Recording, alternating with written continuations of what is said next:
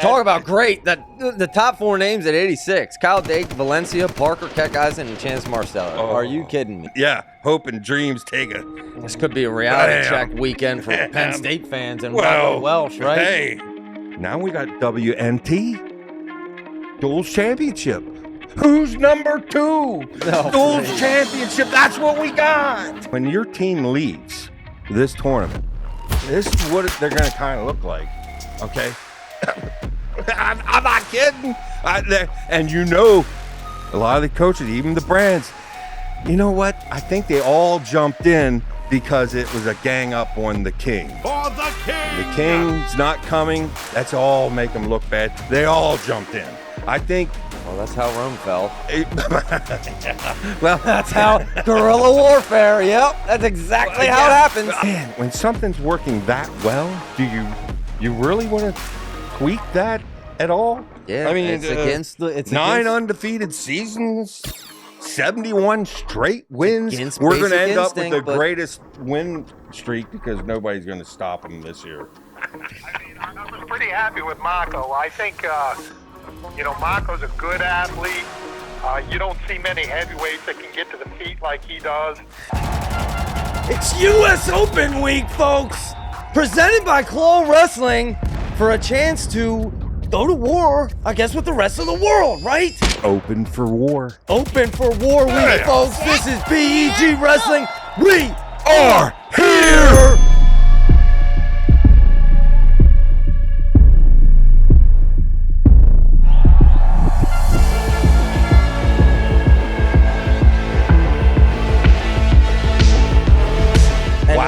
This is it. We got some unbelievable matchups here, folks. We're going to be talking about the U.S. Open, some of the matchups. National Duals coming up. A lot of teams in. One specifically not. We'll talk about that. You know, a lot of other things. The thing is, we just had our Super Bowl. Yep. And it just is hitting me that it's like the season just started because of the freestyle season. And I must say, for a wrestling fan, for a wrestling podcast, by the way, our podcast, I noticed 5,000 new subscribers in a week. You, folks. In a week. People are starting to notice. We appreciate it. Appreciate all the support. Absolutely. I want to begin by thanking all the... What the world's going on? Are you manipulating something over there? Like how? I'm manipulating YouTube. I figured. Believe it or not, that's how smart I am. Are you kidding me, dude? You know, the thing is it's a little... I watched this thing grow, and it's like I can't connect the dots. I don't need to connect the dots, right? Just keep going. That's all I think about. The next show, baby. The next match. That's what these guys are that's thinking the about. thing. We have a brand new season starting, and quite honestly, as we look at some of these matchups, this is every bit as exciting as leading up to nationals. I mean, and some of these matchups are even more intriguing. It's like, I got some here that just, I have no clue. I'm excited to see. You can't replace the fan enthusiasm, the team element enthusiasm involved with college NCAA folk style nationals. You just can't. You wish you could take that and input it right into the freestyle. And we did our interview with Montana DeLauder and asked her about this. They play that music in the background, Zach, and I'm not so certain that doesn't work against what we actually want here. We want fans engaged, and it's harder because we ain't got teams. We have just one team, USA team, like for the US Open here. We have just one team. So we're dependent on being very enthusiastic about individuals. But, it still can be more enthusiastic than there's times I see 2 national champs having a war, and it's one of the most exciting matches I ever seen. It finished, and I can literally hear like 3-4 people giving a golf clap. Yeah. Well, we've talked about it. What? What's going on? I think people are figuring it out, though. So, yeah, it'll be interesting to see the crowd at U.S. Open, but There's certainly some big names, some big dogs. And Yeah. before we kind of get into it, only Spencer Lee at 57 and Vito Arujau at 61 accepted their spots. But I don't know. You want to start at 57 here? Or? Well, you want to start at U20s, the juniors, before we hit? Because I'd just like to point out a couple matchups, maybe get your thoughts on who. But Anthony Knox at 57, U20s. Anthony Knox against Jaden Rainey, which we're still waiting for the grand word from the Rainies. Yeah, I hear Iowa completed their roster, and we'll be talking to Terry here towards the end and getting his thoughts on this. They just picked up Indini, this major stud. What is it? D3 stud, multi-champ. Obviously, he's very good. They have him to fill in for 1 year at their 197 until Ludington's ready to go. And Iowa fans, you guys got to be feeling pretty good over there. But they're also counting on these Rainey twins. And obviously it reminds me a little bit of the Alton twins. The Alton twins back in like you and your brother's day. They were the biggest thing since sliced bread. I mean, they were unbelievable and fun to watch. And I'm not saying they weren't successful. They were. We had expectations here. We were thinking, how many championships we talking each for Andrew and Dylan Alton? I think one of them AA'd. Maybe both of them AA'd. I have to recheck on that, but it certainly didn't turn out. Most of it was injuries. So as excited as I'm trying to throw poo-poo on Iowa under the bus here? No, I'm trying to make that. Calm it down, Iowa people, because the Rainey twins the same thing could happen. Injuries here, whatever happened over there, a girlfriend over here, maybe. Well, that could happen to anyone. And you brought up Anthony Knox. It almost already happened to him. Yeah. Potential Cornell-Iowa matchup there. That's Rainey true. And Knox. Yeah. That's true. And that whole debacle. Well, I don't know what in the world was going on over there. Yeah. And we'll see. I would say Rainey actually kind of handles Knox, if you ask my. I hope we get that. Yeah, that'll be fun to see. Yeah, it's going to be fun to go to 61 so I don't take forever. Aaron Seidel, which is a Pennsylvania, I think he's a 3-timer.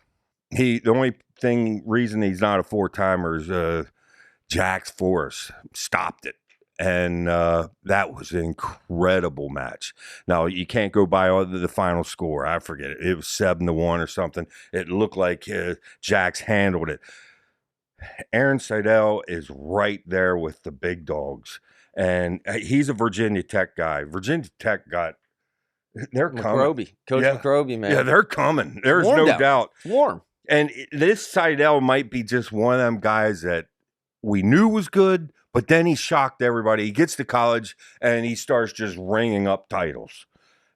It wouldn't surprise me at all. I mean, we got the bigger names like, the Bassetts and the Forrest and all that where, all the expectations. This is a guy that's kind of coming in under the radar, and he's every bit. Yeah. It's dog. That's a good get. Yeah. By Virginia Tech. No doubt. We could see Nate Desmond and him go at it. I think he'll handle Desmond. Of course, Desmond's a Penn State guy. I'll be rooting for Desmond. Just don't see it. Here, we really get into fun stuff. We get to 65. And before I get starting with my most anticipated matchups, and I want to ask you who you think is going to win this, I have to say, I'm a little surprised Bo Bassett, who is at 65 juniors, isn't even going seniors. Jax. Kind of like Jax is, yeah. Jax cut out the juniors. Jax is going only seniors. Yeah, that's. Which, I don't know. And it's like Kevin's probably right. Kevin, I asked, why? What's going on? Kevin said, well, he's probably just focusing on, let's get a title. Future development. I think he's probably won enough let's move on past winning the moment and let's do the best for the future progress. And yeah, that would be it. I don't know. I'd love to see him at 65. That is a brutal weight class up there at the senior level. Oh, yeah. But listen to this, folks. You talk about some fantastic wrestling coming. Sergio Vega, who, you know, seen him in Bassett before, yeah. Yeah. And, you know, the thing That's is always a fun match. old David Teller kind of stole him away from Cornell, remember? Mm. Yeah. Am I right there? Yes. Yes, you are right. Yep. And so now Vega's the real deal. But Vega against Bo Bassett. I want to see that. And we even got Zepeda, who we've seen Zepeda and Bassett have this war. Bassett's one up on him or something right now. The last match was absolutely incredible. Daniel Zepeda's in there. Dalton Perry, a Penn State guy who's very good, maybe a little bit down from them top three. But between them three, Vega, Zepeda, and Bassett. Yeah. Some people think, well, Bassett's put some distance on people. He may win this going away. What do you think? I don't think so, but I think he's probably more concerned about just winning it at his age than bumping up to the seniors. Unlike Jax, who, I mean, I'm anxious to see Jax up against some of these. Yeah, yeah. Can he go up against Vito or maybe a Bouzakis or? Well, you think of Bassett, you're that much training. Get down. I'm doing both. I'm going to do both. But maybe one conflicts, and if one trying to do both takes away from being your best, I can understand. Let's just be our best at one and go with that. We go to 70 in this. I don't even know how to say his name. Zach guys. I know he's good. I know I've watched him how many times, and you know we're not known for names, so that's not starting no new trends over here. Silent J. Silent J. Gay. It might be gay. Ga. That's it. Ga. That's it. Yeah, Colin Ga is. What if he goes up against Melvin Miller, and the older Melvin Miller gets, the better. And I was having goosebumps over there as soon as I bring that name up, because they figure they already have him in their back pocket, which may be true. You know, let's hope. Oh, I was going to be, but, Robidoux, which is, I think that's Oklahoma State's big stud sitting in, I could be wrong there. Colin Rath, Vince Bouzakis, Maddox, Shaw. I'm talking all of them. Absolute studs.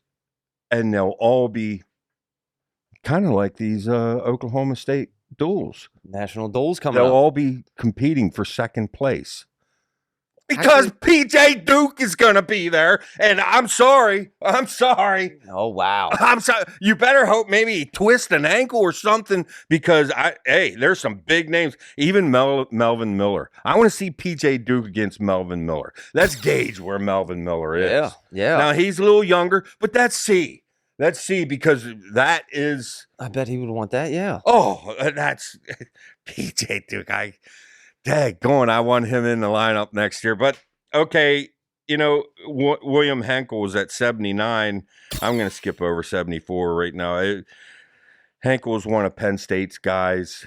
We'll see how he does. But here's Adam Waters, Ohio State guy, until somebody gets some money out and steals them away.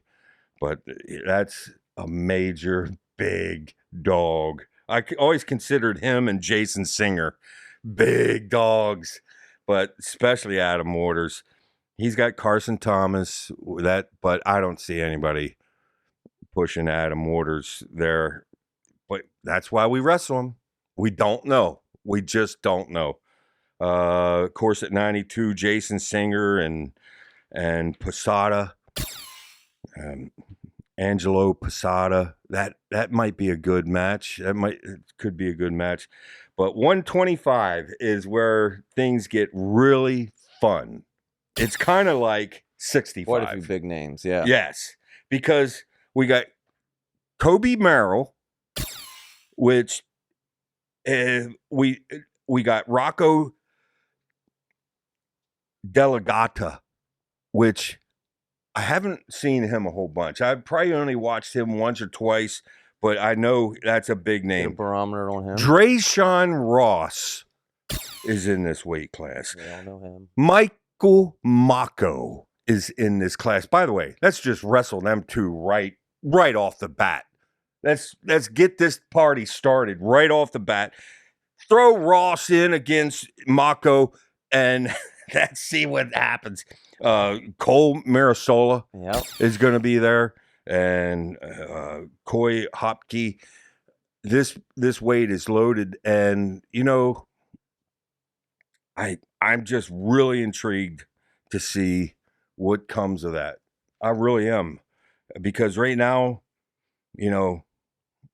some people would say, Drayshawn Ross is just going to run through this field. That's what I'm going with. Oh, really? Oh, really? Well, let's see. Because it's a dog pen is what I'm looking at right there.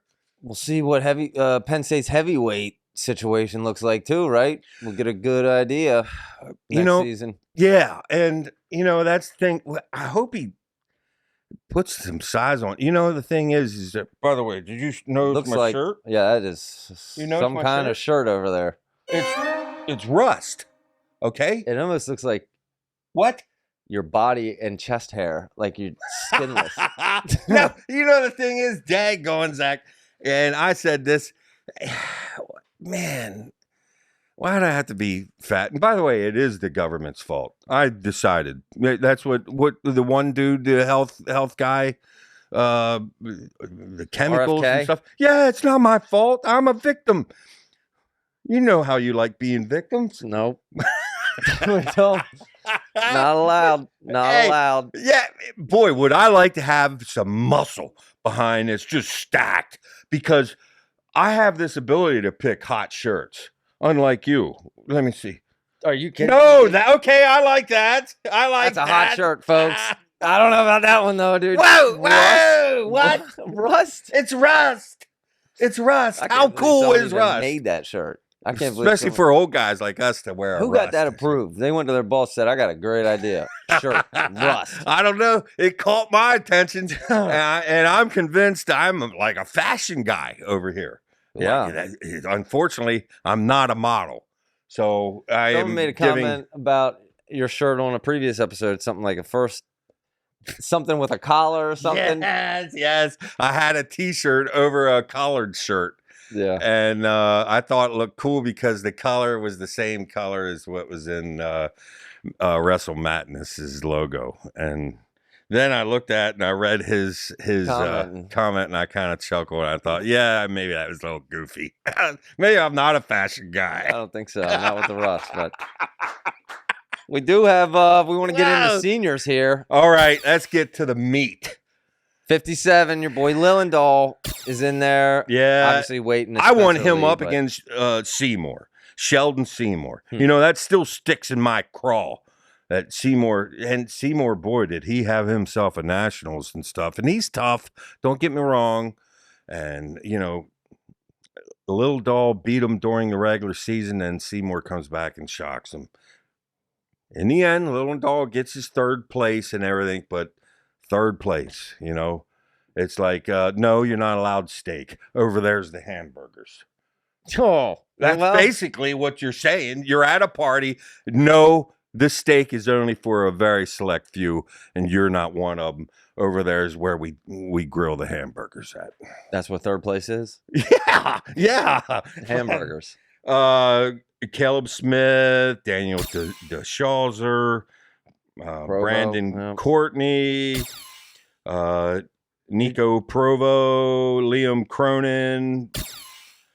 So are you picking your boy to come out of Brandon McCrone? Yes, I do think Lillendahl will come. Okay. It'll be a fun weight class to watch. Nothing really came out and reached out and grabbed me except for that. That's my number one. I want to see, okay, you each have a win now. Let's see the Lillendahl Seymour rubber match. let's see what happens. Yep. So Neither one has a chance against Spencer, though.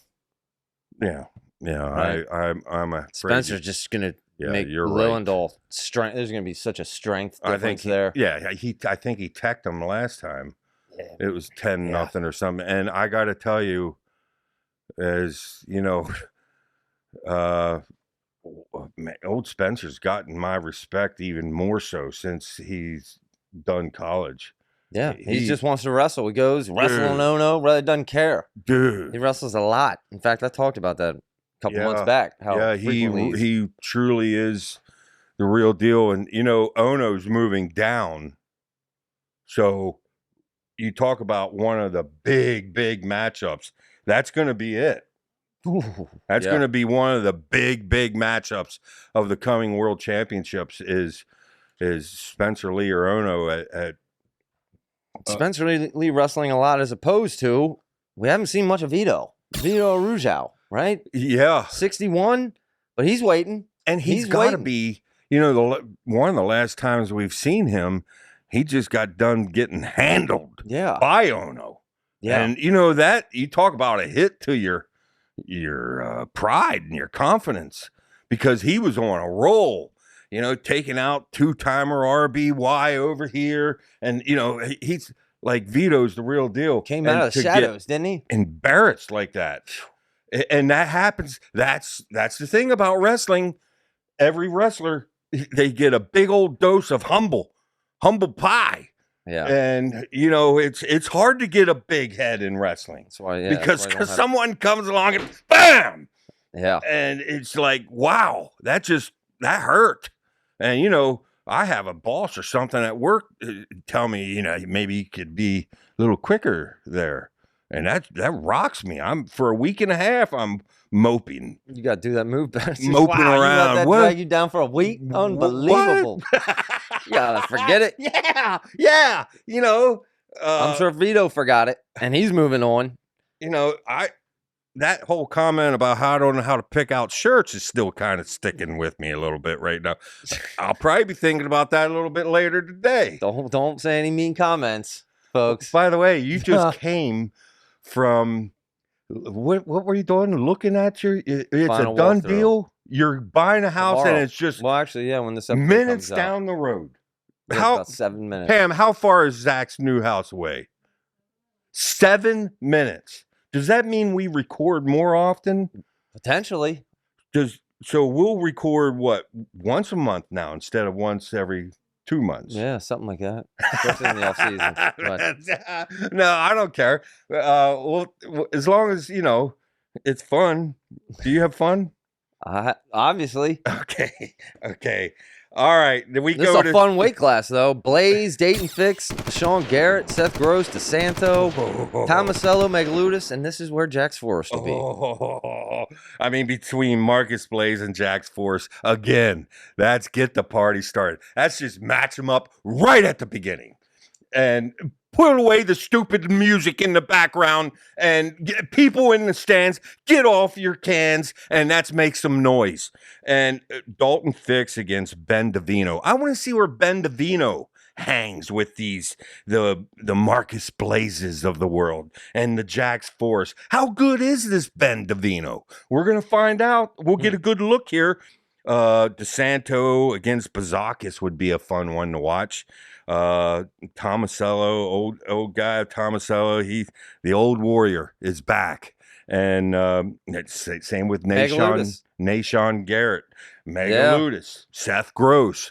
Some of the old oldies but goodies are still back.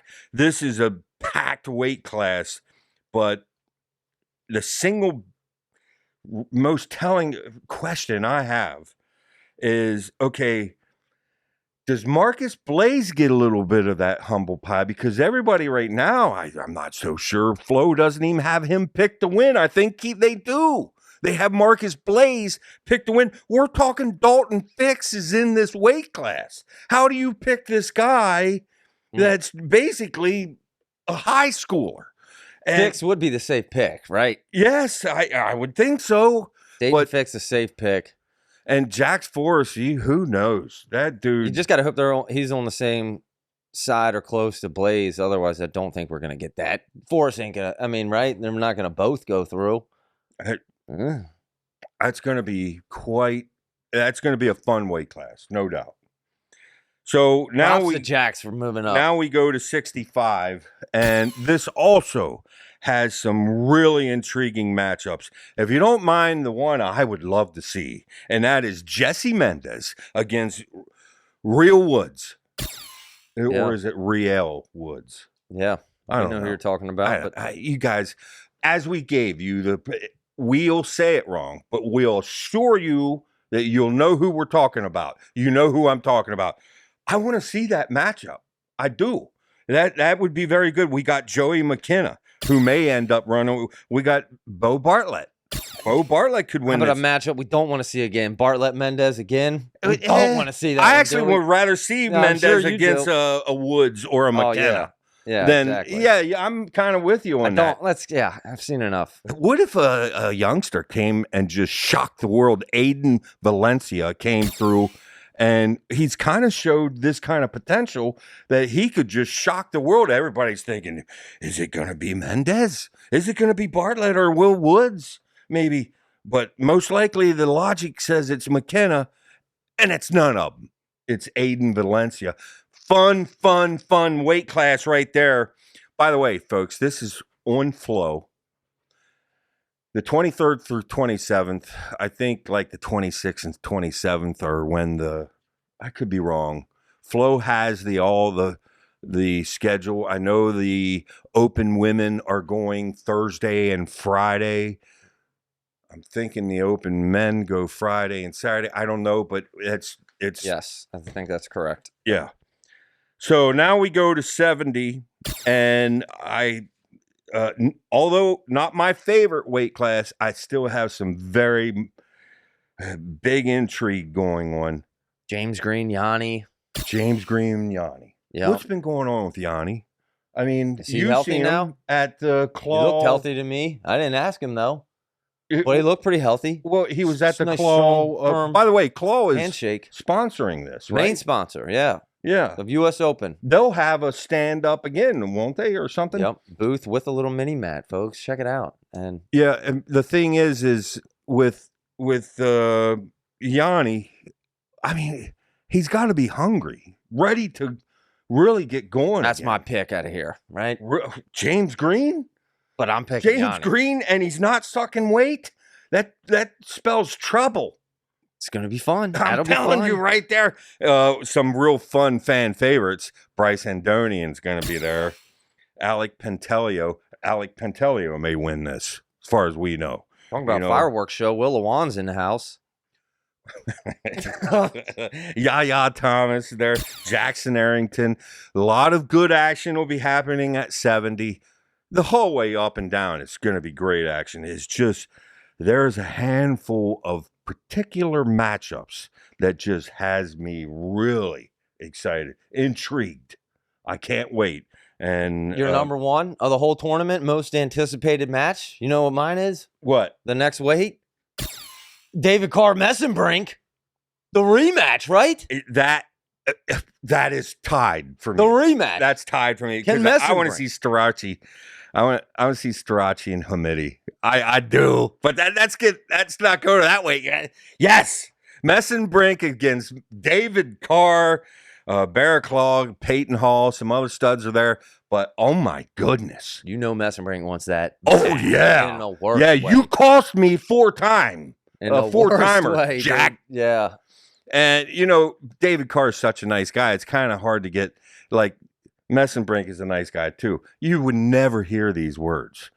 It's my claim that inside this is the stuff that's going on, where inside he'd never say it because there's too much respect for this guy, but inside he just wants to. Especially the way Messenbrink wants to bite off David Carr's head and spit it. And that was the match. It looked like Messenbrink forgot to score at the end, right? That was it. He thought he was in the lead. He didn't realize. Thought it was tied. He's got a riding time point yet. No.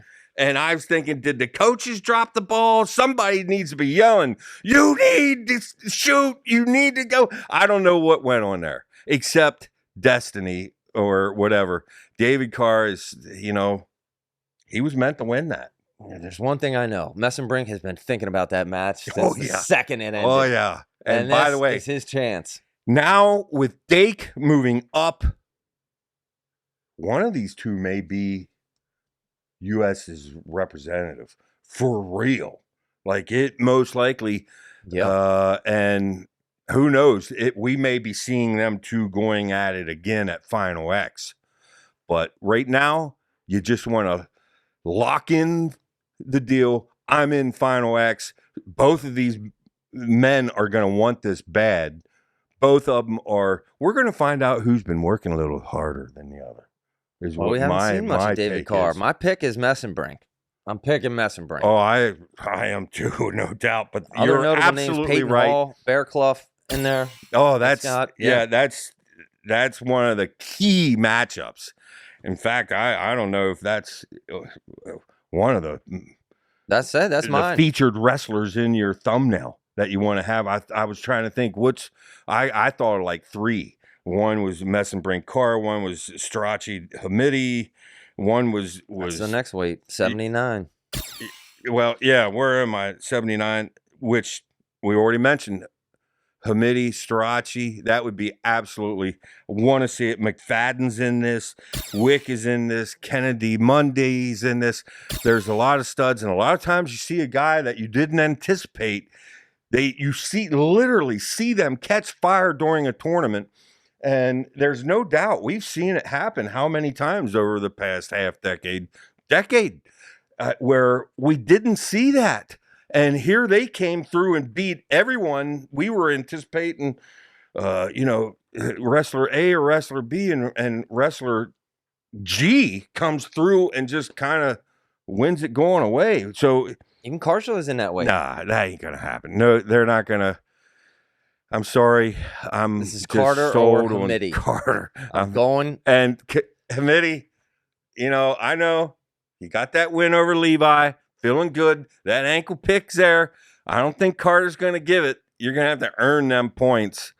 Good luck. My pick, Carter. Good luck. Good luck. But if anybody could knock off Strachey, someone with his length and speed, coordination, hand-eye coordination, really.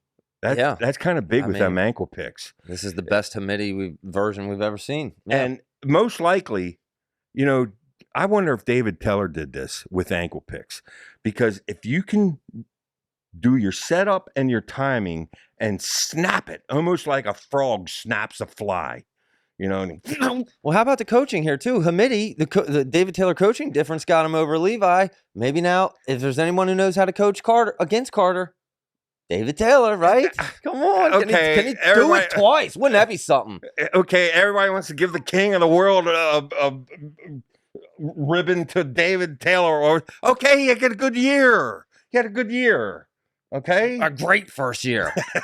Great. But right. Talk about great. The top four names at 86: Cael, Dake, Valencia, Parker, Keckeisen, and Chance Marsteller. Are you kidding me? Who comes out of this? Dake up 2 weight classes. You almost can't pick him, can you? Well, this is. Who did I say the key matchup? This weight class might be the weight class. This is, to me, these because, top four, yeah. With Valencia,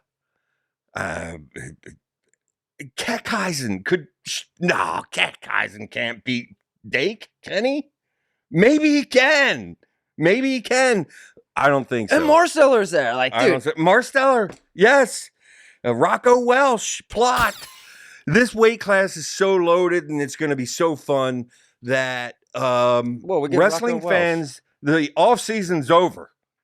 Yeah. It's in season time. When you have a weight class, when you have a bracket like this, it's in season time. You mentioned Rocco Welsh. We haven't seen him in a while. The newest Penn State acquisition, I guess you could say. That'll be fun. But sometimes you got two teams with a big dog that they're anticipating that this is our future, and then you watch them go off to a freestyle tournament and proceed to lose, and a lot of your reality check, hope and dreams take a. This could be a reality check weekend for Penn State fans and Rocco Welsh, right? Hey, no. Who's your pick here? Well, I can't go against Dake. Even going up 2 weight classes? You know, him riding Frank Marinelli. Oh my goodness, I said that wrong. Marinello. No, why am I saying that wrong? You guys know who I'm talking about in the finals. That was one of the most painful matches I've ever seen. You really Frank think Marinello. they can beat Valencia? No. My pick, Valencia, to come out of this. Yeah, weight. he is. He's. I mean, he had Brooks. A singlet pull away. He had Brooks. Would you take Dake to beat Brooks? Well, obviously, that's irrelevant. No. But Yeah, that's no. Brooks at the next weight, 92. So who's your final pick here? You're going Dake. I'm going to go Dake. Chalk. But if Valencia is dead serious about this, and he's not, off going to the Doobie Brother concerts or something, I don't know. I don't know what's going on over here. If he's dead serious and he's here to win this thing, this could get good. I'm just kidding. The quarterfinals, let's hope it's Dake, Valencia, Keck Eisen, and Chance, because I could legitimately see any of them coming out of this. That's going to be really, really good. At 92, that's where Brooks is at. Brooks, Trent Hidley. Aiden Sinclair is a real intriguing name here. Believe me, say Trent or Brooks has to wrestle Aiden Sinclair. That's not going to be an easy win. Now, I think it will be a win just with experience and probably a little more man strength. And of course, your boy. I was going to say Machiavello's in there. Yes. Let's go, Mike. Yes. Rooting for you. Actually, I'm kind of rooting for Mike, too, to make it to the finals until he meets Brooks. Yeah. No, I got to draw Hidley, a line maybe. someplace. We haven't seen Brooks a lot either. I don't know. Well, he had some sort of small little surgery or something. I don't know. Nothing I didn't major. see him post a pickup like Kirkville did. Where was Brooks' surgery pick? Yeah. Maybe I missed it. At 97, and Dini, Iowa's new little golden toy. Masoma? Yeah. What? Masoma and Dini? Yeah, I think they call him Mo and Dini. We're going to kind of get a good look at this because he'll have Snyder possibly. So I'm going Brooks at 92. I'm going Snyder at 97. Well, let's just see how close Ndini can hang with Snyder, and we'll find out. Okay, give me a good gauge. What are we looking at? Are we looking at an AA guy here? Are we looking at a top 3 guy here? Are we looking at, Iowa, you guys might be a little disappointed come here. We don't know. I know they're feeling good right now about their 97-pounder. And he certainly is a beast, no doubt about it. But we'll find out. That'll be a good gauge against Snyder. At 125, Zilmer against Wyatt Hendrickson. No Gable, huh? No Gable. As far as tell us in the comments, somebody knows something I don't know. But yeah, that is interesting. That is shocking. That if I was Gable, the first thing I want to do is go to this tournament and face Wyatt Hendrickson. Yes. Right? Absolutely. Absolutely. What are you doing? There's nothing to do. Go. So, yes, I can't believe that. You know what? I didn't even look. But I'll ask Terry. Maybe he'll know. Or while Terry's giving his little update, I'll hurry up and go double check the entry list. But I didn't see one thing posted about Gable, and quite frankly, we want to see him now. We would have heard about it. Obviously, we just mentioned no Kirk Valit. He just had his surgery, so which is interesting. He was pretty injured apparently at the championships, and Wyatt went through him. In hindsight, would Wyatt have gone through him at a fully healthy Kirk? But that's just how it goes. That's a very good question. I know one thing is. This is great news for Team USA. It's now settled because we went through a couple months there wondering, this could get Amit Allure is moving up, Kennedy Blades is moving down. Yep. So we'll have both hopefully gold medalist at different weights. However, I would still love to see him wrestle just for the entertainment value. I was hoping somehow Flo could get him on one of their cards or something. But ultimately for the country, and I was just thrilled to see that. Did you see the Mark Manning little meme? I did. But before you mention that, I just want to say, let's see how Wyatt, what's it called when you have your greatest performance ever and then the next show after? What's that called? Oh, that's a your letdown. Encore. Your encore. Oh. Let's see what Wyatt Hendrickson's encore is here, right? That's Coming true. off the highest of all highs. That's true. Has he been continuing to work in the room, or has he been doing too many interviews? What? You know what I mean? That's true. We'll see. Buster Douglas, after he beat Mike Tyson, yeah, we thought this is the next big thing. But and see what? No, we were celebrating that win over Tyson a little too much. I don't know.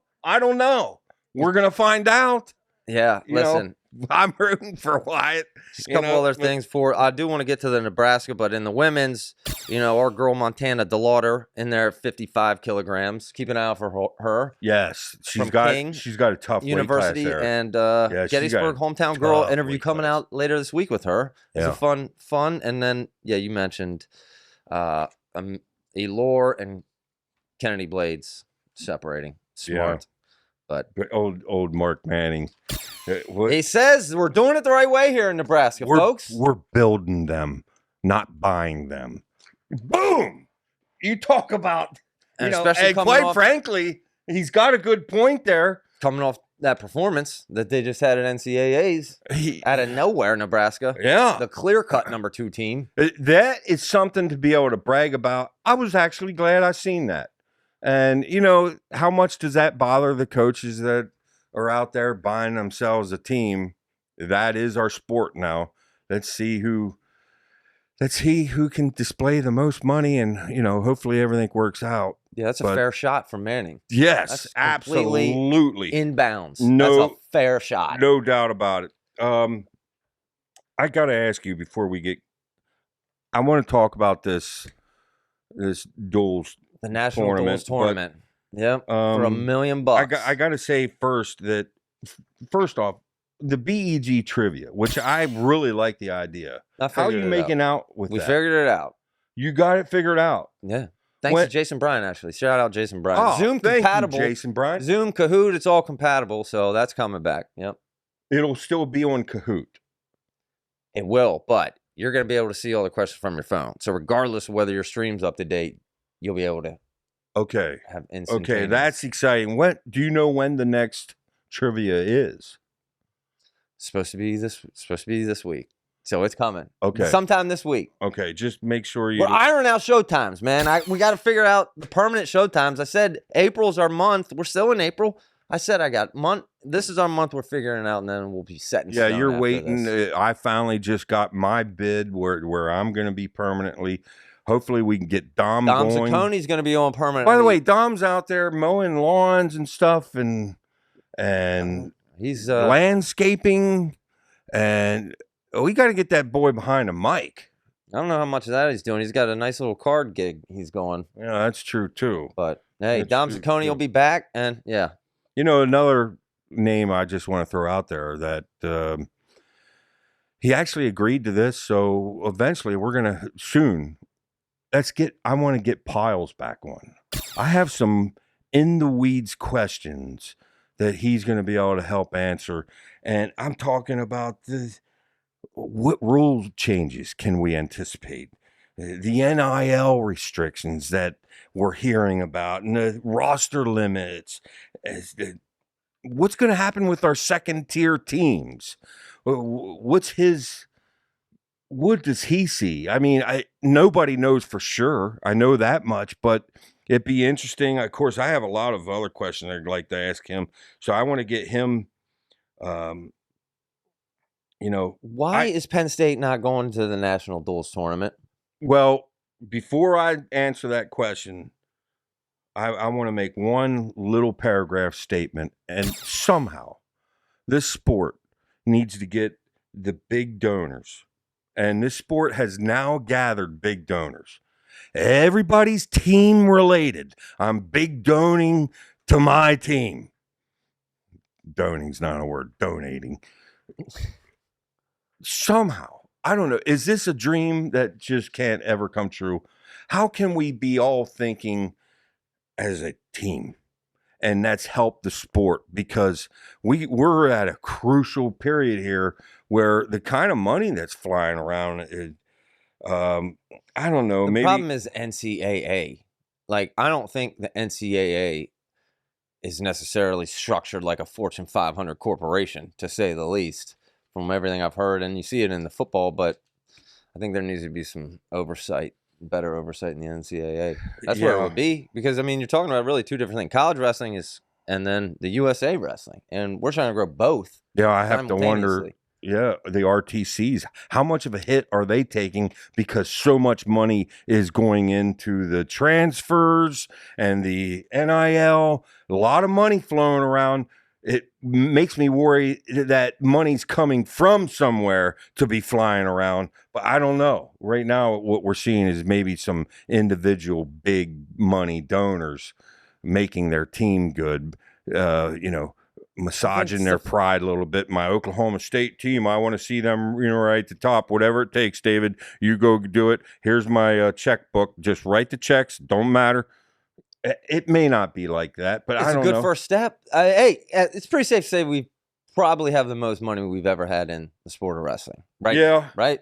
Well, we're going to find out, because we're going to have a lot of, like I said, second-tier teams that, if they're not competing, they have no chance of ever getting a trophy or something like that. What happens?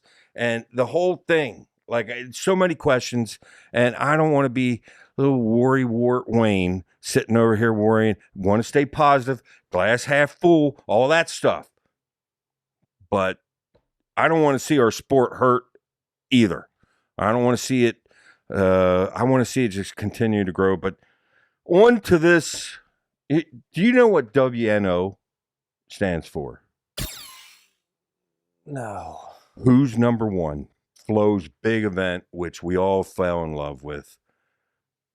Now we got WNT, Duals Championship. Who's number two? Duals Championship. That's what we got. That's what we got. And let me just say, I cannot give enough praise to David Taylor, Richardson, whoever's involved. A lot of people said Piles actually was involved with putting this whole thing. I don't care. Thank you, all of you, because this is going to be so much fun. You remember at the beginning of the season, we're waiting for the really good matchups, and bam, we got them this coming year, and in the biggest way possible. And I just, like, it's an effort to help the sport in a way. I can't say enough good about how awesome this whole event is and what it is for wrestling. Now, I have to wonder, a lot of these coaches, they all signed in except Cael. I have to wonder if some of them aren't a little just uneasy. It's like, let's face it, when your team leaves this tournament, this is what they're going to kind of look like, okay? I'm not kidding. And a lot of the coaches, even the brands, you know what? I think they all jumped in because it was a gang up on the king. For the king! The king's not coming. That's all make them look bad. They all jumped in. I think. Well, that's how Rome fell. Yeah. Well, that's how guerrilla warfare. Yep, that's exactly how it happens. That's Cael's looking bad here. Come on, join the make Cael look bad party, because we're having a big old party over here, and they all joined. Wonder how comfortable they all are about this. Can we get through this without taking some casualties? Well, they're all going to get knee here. They're all going to get through it with $10,000 more, at least, and one team $1 million more. Is that enough to even buy the gas and the snacks? $1 million for the ride home? It's like 3 roster spots, 3 starting spots for a whole year. Please. No. Be careful, Cael. I know you're fighting it, and all you Penn State fans trying to justify this. You're going to regret it. You're going to end up next year, in 2 years, 3 years, you're going to have to participate in this, because it's just what everyone's going to watch. And it's going to be like, whoa, the old guys took 3 years to come around to the coolest new idea in the sport. Well, Hello? I can't praise it enough how much I love this. I will be so pumped for this event. It's so awesome. But what if the NCAA finally comes with the official duals championship? I mean, here's my real question. You know, Iowa's over there with their soldier salute. Now David got there, and I got to tell you, this is a good chess move. Good chess move by David. Let's start this. We help the sport, kind of put Cael on the spot, and all this stuff, and it was just a good move. Oklahoma State now has their tournament. Why does not Penn State not have a tournament? Why? Yeah. Why? They should have beat them to it. What the world's going on over there? We're going over the Black Knight. Nothing's wrong with the Black Knight. But when you're king of the mountain, shouldn't the king have his own event? His own tournament? Like, I don't understand that part. But ultimately, as far as the future of this, whether Cael ever gets in or not, maybe he'll be forced to. See, I have to wonder if the whole coaching staff is like this. Okay, our whole focus is winning the national championship. Yeah. Why would we mess with anything that we're currently done? We've stuck to this process. Now, for us to go into this duals tournament is taking away, and that's also how nations fall, not evolving with the times. I mean, listen to this. No, come on, dude. You're just the nation's falling. Let's stick to the same stuff we always did. Yes, it's working. Okay, 12 out of 14. I wrote down stats here that just was unbelievable. Did you know Cael is 40-20 in finals? We already told you about the semifinals, how good he is. 96 AAs in 16 years. That's astonishing. Astonishing. They, of course, we all know his record's 217, 16, and 2. I mean, man, when something's working that well, do you really want to tweak that at all? Yeah, I mean, it's against the 9 undefeated seasons. 71 straight wins. We're going to end up with the greatest win streak because nobody's going to stop them this year. I think they only need like 5 at the beginning of the year, and they get season. 28 shutouts, 10A. Anyway, that's amazing, amazing stuff with Cael. I'm upset they're not there. Of course, I want Penn State there, but I guess they could easily win their argument if we were having a court case here.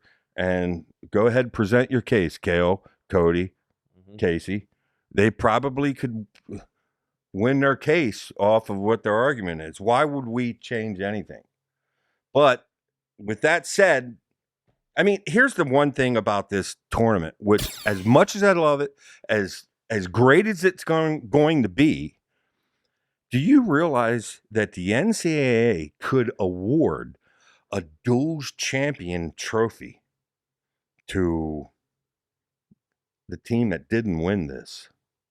Or the team that won this may have to watch another team get that official trophy. There's only one NCAA official duals champion trophy. And, like Big Ten, Penn State's got the duals championship trophy for Big Ten last year. And wouldn't that be something if, all I know is, why can't it be sanctioned by the NCAA? Well, and I would like to see it travel too. And you say, well, David Teller came up with the idea to let them. Yeah, well, this should travel and it should be official and it should be sanctioned by the NCAA is all I'm saying. But I'm not going to. I say let Oklahoma State reap the fruits of their labor. Is that the saying? I have to wonder how much they benefit we talked about, will they benefit with recruits? Because they are the ones that have this. They'll be home. They get at least some benefits by it being at their house. I don't think it actually will. I mean, why? What do I care? Where it's at? If I'm a wrestler, dude, I don't care. It's just one weekend, 2 days. Yeah, well, I gotta tell you this: the burning question for all of us is who's going to win that at the beginning of the year, and we all anticipate Oklahoma State versus Iowa in the finals. Is that what you anticipate, Terry? It's hard to say this far out. I mean, we don't have finalized rosters. Who knows what Nebraska, they scored. Didn't they score 130 points in the Nationals last year? Yeah, it kind of shocked everybody. That's what Iowa scored in their 2021 national championship team. I mean, it's kind of crazy to ignore them. I mean, they've lost some guys, but I'd keep an eye out for them. Yeah, but Terry, with this word about Indini, we kind of do feel like we're close. We're getting close to knowing what this is going to be Iowa's lineup here. This is going to be Oklahoma State's lineup here. I know you know both of them anticipated lineups. Did you ever pit them up against each other and say, well, that's who's going to win this duel? Have you done that yet? I have, and I kind of like Iowa because, to be honest with you, I think Oklahoma State's going to be kind of stacking for the future. So they're going to be redshirting a few guys that I'm really high on. Like, I'm really, really high on Robideau. I think Robideau is maybe just a notch below PJ Duke. That's how good I think that kid is. And we may get to see that this coming in days from now. Exactly. And Vega's another one I'm high on. I mean, they're just loaded there. Now, I think they're going to have a hard time talking Ladarian Lockett into taking a red shirt. But, it's going to be kind of interesting. Are you going to be able to mix and match in from duel to duel? Are they going to be able to pull redshirt guys in for one match but not the other one? And that's going to be the interesting thing. But just going with what projected lineups are, I kind of like Iowa in that head-to-head matchup with Oklahoma State. Wow. Are they going to redshirt? Never mind, Bassett, but that's 2 years from now. Yeah, that's 2 years. The thing is, I mean, overall, I know you got to be as excited about it as me, as all of us are. You talk about getting some fire right out of the gates. That tournament is going to be fire. Yeah, no doubt. The one thing I didn't care about, I think they were taking too much into last year into account instead of what's going to be this year. I just saw an interview with Kevin Dresser with the Scott Casper, and he brought that point up. They had a ton of injuries last year, so they finished 27th, so they weren't even in the lottery system. But you look at who's coming back for that team with Bastida and Echemendia. Oh yeah, and the Frost brothers. That team's going to be a top 10 team, and so I think they kind of emphasized too much last year's results, and I know it's really difficult to pick who should be in there, who shouldn't be. Kevin brought up, and so did Willie. Lehigh. Lehigh should be an outright. They shouldn't be in the lottery at all. There's a lot of people projecting Lehigh as the 5th best team next year. Yeah. So, sometimes when you have your own tournament, you can make your own rules. And if you have one, whatever term you want to give it, outliner or something that you throw out to Iowa State because because we all are aware of who the big dogs are and who this team's going to have next year, that it just, you don't want them not included. Yeah, right. I just make up your own rules, David. I mean, he's been doing that all along anyway. Yep. But Terry, in Iowa, they had 3 significant holes and 2 moderate holes, and it looks like they've filled 3 of the big holes, and and one of the moderate holes. Or, well, actually, I would consider 97 one of the big holes. We'll see if Indine is the answer. He's certainly a answer. I do have concerns about him being on bottom. I saw some struggles there, but I sent you the comments that Willie and Corby made, and they're very high on him. Yeah. Well, Zach, we had a little chat, and I sent a picture of this boy dancing beside the Christmas tree one Christmas morning. He's there at the presents and stuff. And I don't know, Terry, you kind of came to mind at that moment. Yeah. Well, we started making moves right out of the box there. With Bailey and Jordan Williams seemed like probably a package deal, and obviously there's a huge hole of 141. So there really wasn't any realistic 141s. Hardy and Fombauer were not leaving Nebraska and Minnesota. So I started looking at 133s that potentially needed to move up, and Bailey was the first name that cropped up. And I thought, I think there's a good chance he hits the portal, and he did. And he brought Williams along, and we'll see what they do. The interesting thing is, in the past, Iowa's always gotten the established guys like Ironman and Buchanan and Teamer and Parko, these guys that are already succeeded high All-Americans. Now these guys are more upside guys. These are guys that haven't quite made it, with the exception of Bailey. Did finish fourth in 1 year, but he had a down year last year. So they're looking to elevate some younger kids here, and Dean has never even been Division I. And Peterson's never been on the platform. So it's a little bit different situation, but I kind of like it, to be honest. Terry, are they going to be able to? What's your thinking about how are they going to be able to fit in all these guys, especially the Caliendo, the Kennedy, the Arnold? Are they going to have one guy out, or I hear some talk? Well, maybe if Caliendo could move down or something. What's your thoughts there? Yeah, that's the constant talk. Willie was talking about that, and the reason he's talking about it is because it's constantly being talked about on the Iowa boards. And who knows? I mean, the coaches may be laughing at that. I don't know, but I've thought about it in the past. Caliendo is not the tallest. I don't know how much he's cutting.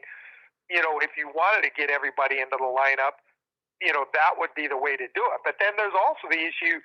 Kennedy doesn't look like a big 174, but who knows? That cut might be a little bit tough at this point. But that's really the only squeeze out situation you have is at 174 with Arnold and Kennedy. That's the one problem you have. Who do you think wins that? Well, yeah. Put Terry on the spot. That's a tough call. I mean, to be honest with you, everybody thought Kennedy really elevated. I didn't think he was much different than he was the previous year. I just think, he blew a match the first round last year in the Nationals, and I just think things fell for him really well this year. He had a lot of guys, a couple guys that were ranked ahead of him that I thought were very beatable, and he wound up pulling those matches out, and he got on a run. And I think he was pretty much the same guy. It just happened to fall well for him. Gabe Arnold should be better at 174. I think he lacked a little horsepower to score at 184, but that's an issue right there, is scoring. Zach, who do you think wins that? I mean, natural progression, I would hope that Gabe Arnold wins it, but my gut would tell me Kennedy. My take, and this is only worth whatever, but Gabe Arnold reminds me of me when I was younger. And I was emotional kind of roller coaster, way up and way down. It's kind of beneficial to be even keel. I think Gabe Arnold gets real up, and I'm not saying it's anything broke about it. I'm certain like that, but I don't know if that serves him well. I don't know, but that's gonna. What's your thoughts on everything else that's been happening? I haven't talked to you in a long time, Terry. Yeah, well, I listened to Kevin when he was on there with Zach the other day, and I'm spot on with Kevin. I'm kind of high on this Dean Peterson pickup. Um, it's counterintuitive because Richie Figueroa has won a national championship, but I kind of like Peterson's upside. Uh, that kid's really, he's got about 20, 24 quality wins. Some of the guys he's beaten, McKee twice, and Matt Ramos, and Ventresca, and Figueroa, and McCrone twice, and Lillidahl, and Sheldon Seymour, DiAgostino. And that's just the tip of the iceberg. So he's got the ability to beat anybody on any given night. It's just been consistency. If he could get some consistency and get to a semifinals or get to the finals, he could be very, very dangerous because I've talked to some Iowa guys, and I think they look at the results and say, oh, well, this guy's never been on the podium. I said, watch him. I said, get out the video and watch him because he's extremely talented scrambler. He's very quick. Yeah, no doubt. He just tends to take some risks. Yeah. But I'm high on that move, and I'm kind of questioning, to be honest with you, Richie Figueroa going 133. I've never viewed him as a big 125, and to be honest with you, JJ McComas used his red shirt last year. I'm not sure it's a slam dunk he starts at Oklahoma State. I really don't. It's funny you say that. Some guys may not like sucking weight so much that it changes their whole. It's like they talk about Dake, going up 2 weight classes. He may be deadly good at 86. Who knows? He was before, he was on the brink of almost beating Cox and being the representative. And he was only weighing, 177 or something or whatever. He was way under what he should have been for that weight class. So I don't know. I know it had to be frustrating for Figueroa. I also know we put too much stock in where the guy finished the previous year. You talk about a Peterson and stuff. But, Terry, not to keep changing subjects, but the WNT Duals Championship, you know what I'm talking about? The who's number 2 Duals Championship? No, I'm just kidding. Anyway, I was just wondering. Do you think that's not going to hurt like CKLV or something like that, or any of the other tournaments? You know how these coaches are, don't want to overwork these boys. Well, they're going to get them worked right out of the gates at this Duals tournament. I hope it doesn't hurt CKLV because I look forward to that too. Here I am being a worry ward again. Skip that question. Crossed my mind about Cliff Kane. I thought, man, aren't they kind of pretty close to the same time frame, aren't they? Yeah, kind of, yeah. But that would be brutal back to back. Yeah. Anyway, any other thoughts? What's on stuff that's going on, Terry? Well, I just watched a CP video there. I guess Ethan Stiles made it official. He's going to Ohio State. Wow. I don't know what Iowa's going to do at 157 because it didn't appear they really made a move for Peyton Keller. He's going to Oklahoma. Yeah. Ethan Stiles, I think, was looking to move up. He's probably going to stay at 149 at Ohio State. They didn't make a move for Ethan Miller, so I don't know. That tells me one of two things: either they're rolling with who they've got, or they've got another guy in mind. And I'm not. I do kind of have a name in mind here, but I'm not going to drop it. But if they stay in house, all the scuttlebutt. I mean, there's nobody who's come out and said it, but it sounds like Victor Voinovich is moving up to 157. Yeah. He was out all last year with a knee surgery. Now he's not very tall. He's only 5'6", and then he would be competing with Estrada And Estrada's got the same problems as Gabe Arnold, in my opinion. You know, he lost to Chumley 4-1, Antrell Taylor 4-2, Ethan Miller 4-2, and Lachlan McNeil 5-2 at 149. You know, the interesting thing about that, all of those are very tough guys, and all of those were very close losses. But the significant thing in my eyes is no takedowns. And that's the problem that I see with Estrada is getting takedowns against the top competition. Yeah. So Very that'll true. be something to keep an eye on for what Iowa does at 157. Yeah. Terry, I got to ask you about something that you put on our little chat. Someone on one of the boards somewhere comes announcing good news coming for Ohio State. You probably didn't hear about this, Zach. And strangely, Jason Nolf replies and says, "Yes, sir." Yeah, that was what? really odd. It was almost like is Jason Nolf heading over there to coach something or do something? Now that's whoa. I know. I told you that would be my guy.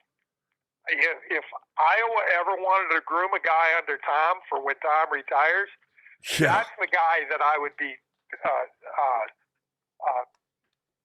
pointing to be the guy. Yeah. No doubt. That made me a little nervous. I know he's not directly involved in wrestling anymore, but I guess helping the sport in any way is better than being out of it. But man, he's, you know how you get, Terry, you're it'd be like you, Spencer Lee, saying, "You know what? I'm going to go out to Nebraska and help them boys." You know, really? Yeah. Anyway, Terry, we're back rolling. We got the big U.S. Open coming here. We'll have to give you a call back, get your take on some of these incredible matchups that we're going to see. And, you know, I thought about some of these were just unbelievable. The Robidoux and PJ Duke is just one of Melvin Miller in there. Love to see what's going to happen there. But Drayshawn Ross, Michael Mako. Ooh.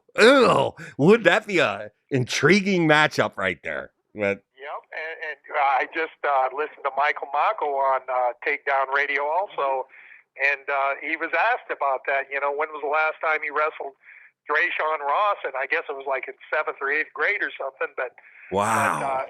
Yeah, that would be an interesting matchup. And speaking of Mako, hopefully the next time we talk, we can talk about the Rainey twins committing to Iowa.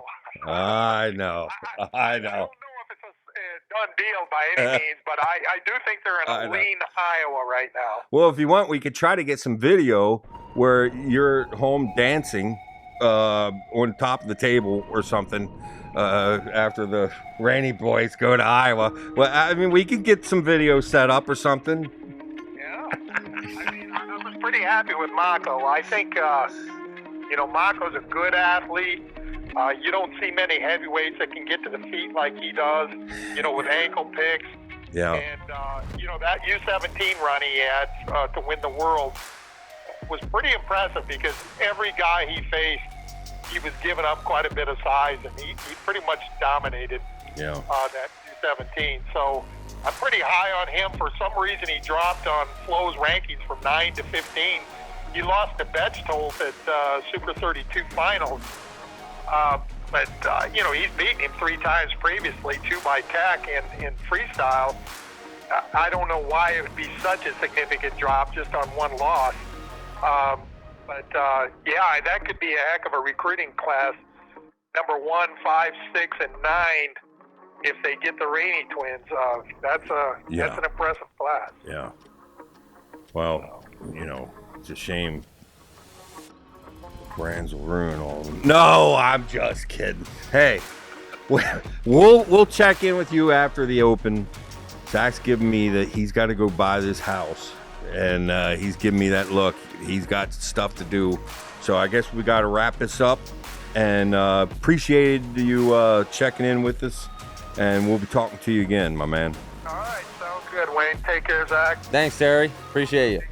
Bye. Shout out USA Takedown Radio there. They're having everybody. But Yes. Yep, folks, this By is the it. way, Scott Casper's been tearing it up. Do you see the guest he's had? Every week, man.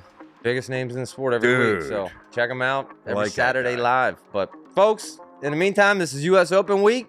We got some incredible wrestling, and this is BEG Wrestling. Like and subscribe. See ya. See ya.